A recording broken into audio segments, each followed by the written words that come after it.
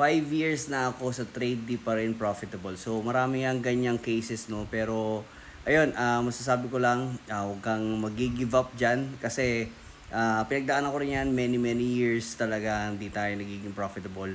And may mga times talaga na talagang ma-wipe out ka, mauubos yung kapital mo.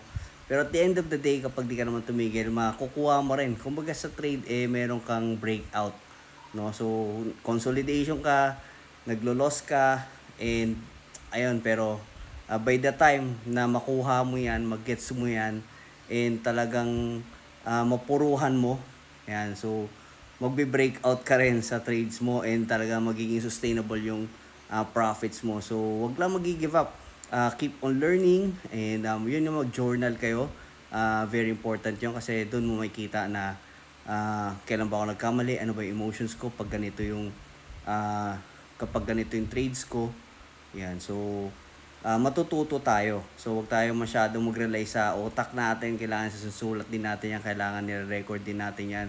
Kahit voice message lang, kahit anything na sa phone mo, yan. So, yung mga notes naman dyan, di ba? So, note mo lang, voice messaging, etc. Kung paano mo siya gustong gawin, nasa sa'yo yan. Basta mag-journal ka, i-track mo yung record mo, i-track mo yung mga trades mo, kung saan ka nagkamali. Kung mali ba yung strategy mo, mali ba yung dapat ba swing trader ka, dapat ba position trader ka, and dapat ba scalper ka. So, ganun eh. So, ako nung una, was not really profitable as a swing trader, position trader. Pero, yun, nag-switch ako into scalping. Very profitable ako. Kasi, yung decision making ko and yung gusto kong galaw nandun pala. No? So, doon tayo naging profitable sa pag-scalp natin. And eventually, na-integrate naman natin yung pagiging swing trader, position trader. So, lahat yan. Basta hindi ka lang susuko, hindi ka lang mag-give up sa pagtitrade yan. So, just show up sa market. Wala namang dyan. Kailangan mag-trade ka lang talaga.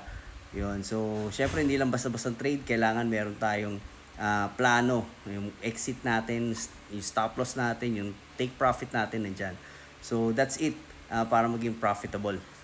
So, invite ko lang pala kayo sa ating Telegram community. Meron dyan sa link natin, nasa bio or nasa description box. So, check nyo lang. And if you don't have a platform pa, yun. So, click nyo lang rin yung link dyan. Meron na rin tayong mga brokers na partner. So, just check it out.